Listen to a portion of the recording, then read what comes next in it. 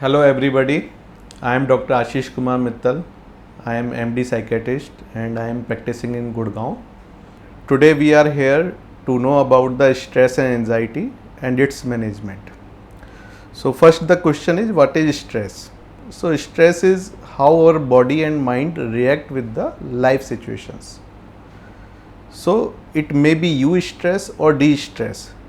So sometimes stress help us to go forward in the life, like during the exam we develop stress, but because of that stress our attention concentration increases and we are able to finish things fast, we can learn fast and we can perform better in the exam.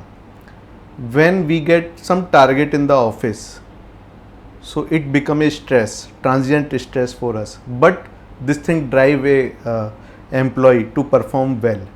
So these kind of positive stress called eustress. But when stress become excessive, like your capability is suppose 10 and you have given work of 30 magnitude, then your performance will come down. You will not able to work properly, you will not able to concentrate properly. So this excessive stress is called de-stress. So while understanding the problematic stress, our focus is toward de-stress, how to manage de-stress. When the stress is more, person develops symptoms of anxiety. So anxiety is a bigger form of distress if we understand it in simple way.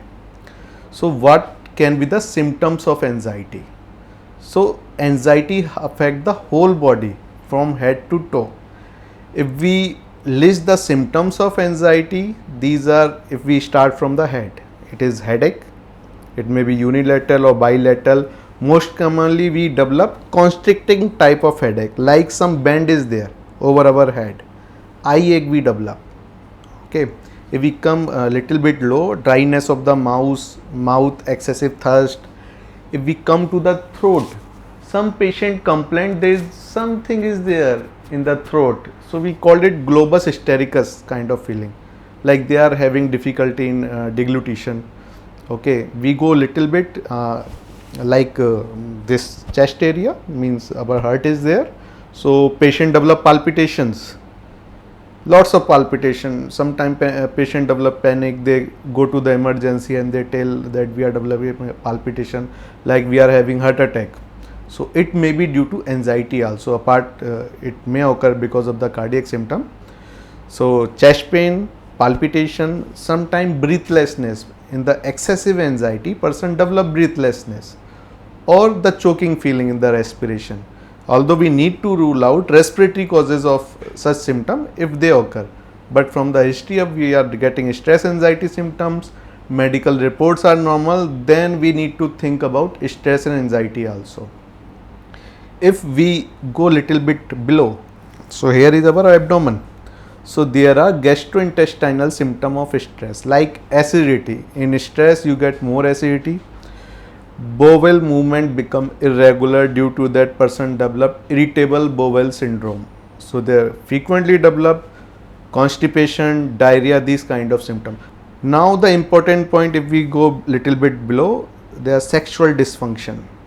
In the stress anxiety in young population, if I see stress anxiety is the most common cause of sexual dysfunction.